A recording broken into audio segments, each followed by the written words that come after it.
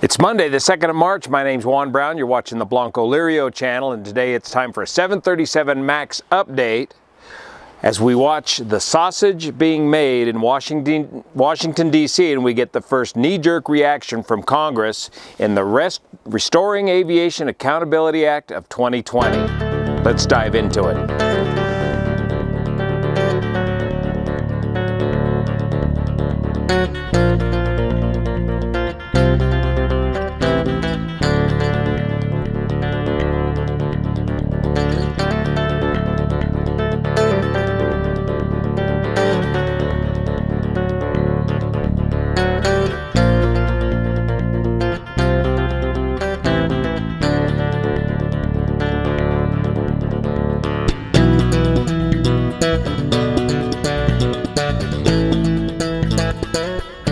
You know, when you have a failure as big as what happened with Boeing aircraft in the 737 MAX design and certification process, that it won't be long until Congress feels obligated to act on this.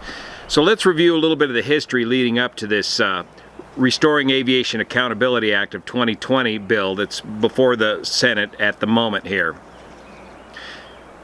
At the heart of the question is the relationship between regulators that work for the FAA and regulators that are authorized to work through Boeing via the ODA, or Organization Designation Authorization Program. This ODA program is necessary primarily because the FAA simply doesn't have the ability, the number of inspectors with the technical expertise that they need to oversee the certification of all the aircraft all the time. Specifically, particularly in the Boeing 737 MAX, Boeing had been authorized with ODA authorization to allow some of their people to have the FAA authorization to oversee the certification of their aircraft.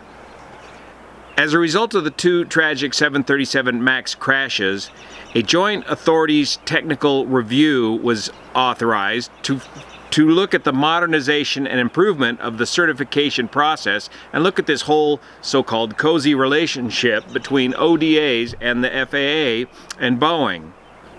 The so-called JATR report came out on 11 October 2019. We talked about it before on this channel, and it's the 737 MAX Flight Control System Joint Authorities Technical Review. That review process came out with 12 recommendations, 12 pretty good recommendations in an effort to help modernize and improve the U.S. certification process.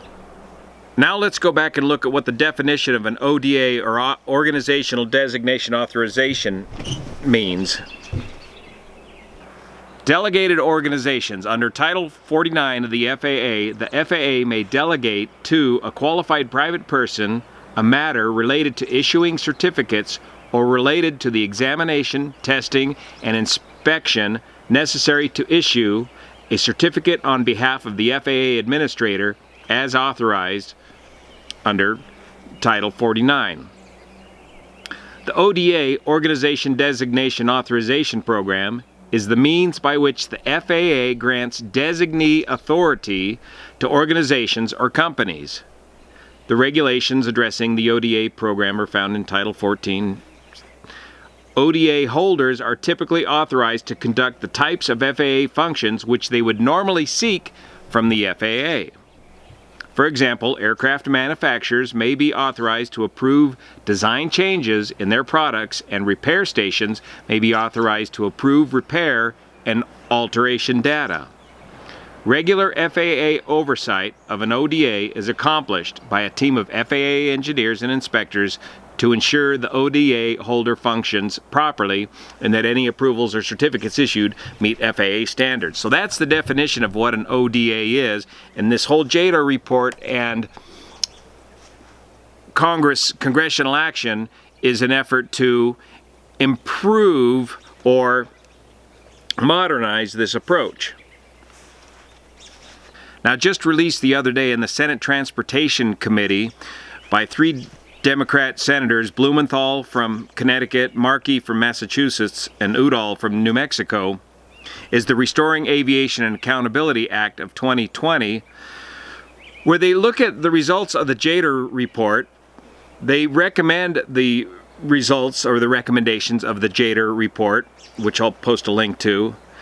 The congressmen recommend all of the recommendations of the JATR report with the exception of number 1, the most important recommendation of the JATR report, and instead throw the baby out with the bathwater with their own version of what they think the number 1 recommendation should be from the JATR report. So let's go back and look at what the number 1 recommendation from the Joint Authorities Technical Review was regarding the 737 MAX. Based on the JATR team's observations and findings related to the application of the changed product rule to the certification of the flight control system of the 737 MAX, the JATR team members recommend that the FAA work with other civil aviation authorities to revise the harmonized approach to the certification of the changed products.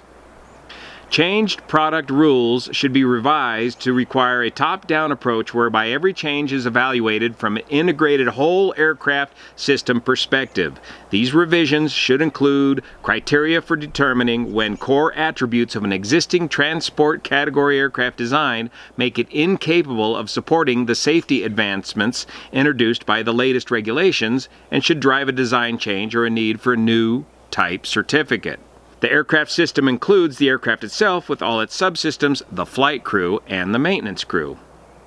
These changed product rule revisions should take into consideration the following key principles. 1. A comprehensive integrated level analysis recognizing that in this complex interactive system every change should interact with other parts of the system. 2. The assessment of the proposed design changes on existing systems of the aircraft level include using development assurance principles, system safety principles, and valuations and verification techniques. The level of assessment should be proportional to the impact of the change of the aircraft level.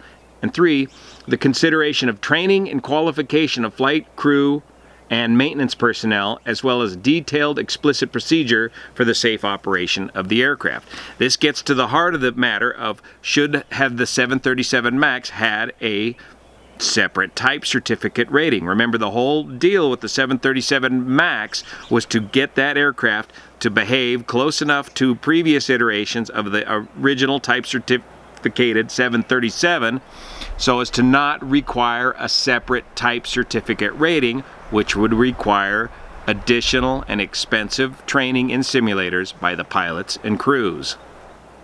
So that's what the JATR's number 1 recommendation was from their 12 recommendations of their report. Let's see what Congress has done with this number 1 recommendation.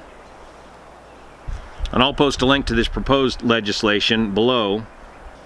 And the first thing out of the bat with this legislation is executive compensation. Section 2, compensation and bonus accountability. FAA appointees, executives, and senior professionals. Now, are they just talking about the ODA representatives, or are they talking about all the way to the top of the CEO of Boeing Aircraft? It's unclear to me in this legislation. So they want to change Title 49 of the FAA codes and state that in the subsection heading by striking restriction and inserting restrictions, by striking no officer and inserting the following.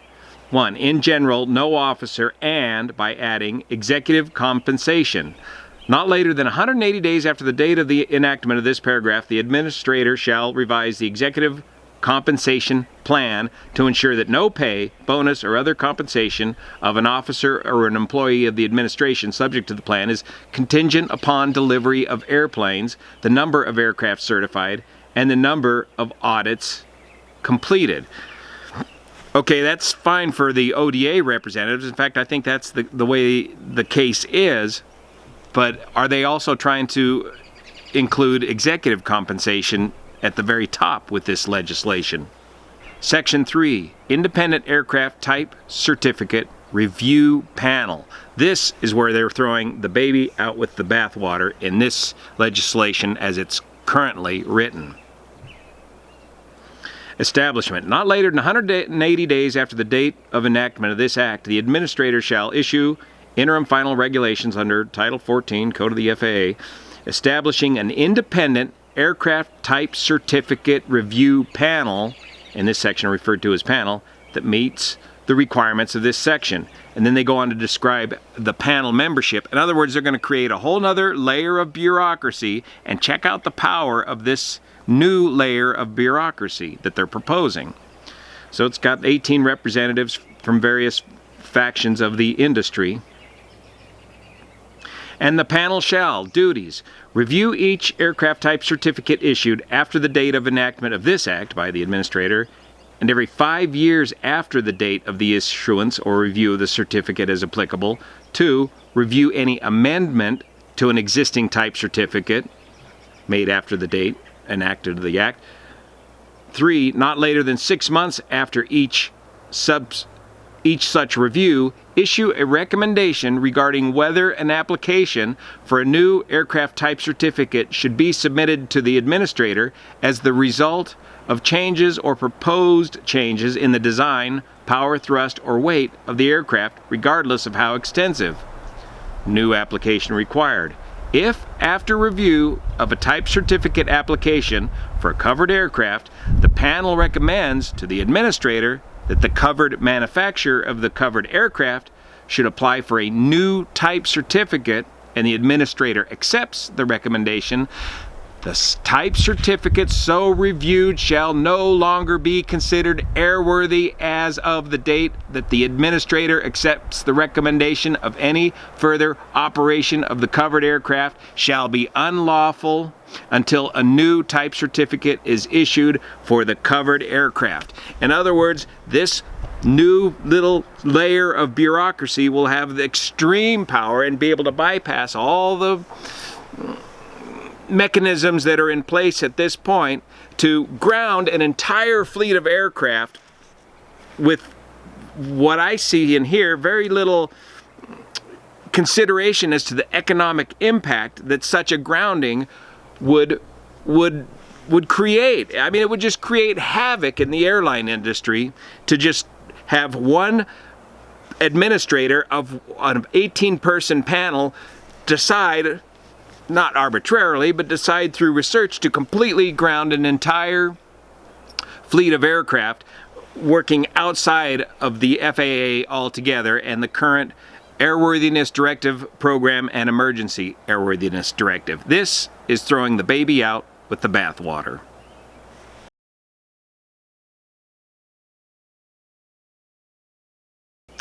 The legislation in Section 4 goes on to increase targeted oversight of ODAs, Organization Designation Authorizations, as recommended by the JATR. Domestic and international aircraft sales, Section 5.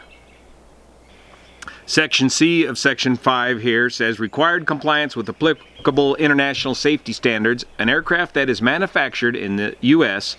may not be sold after the date of enactment of this act to a foreign carrier unless the administrator has determined through an assessment under the IASA, International Aviation Safety Assessment Program, that such country is in compliance with safety standards established by ICAO.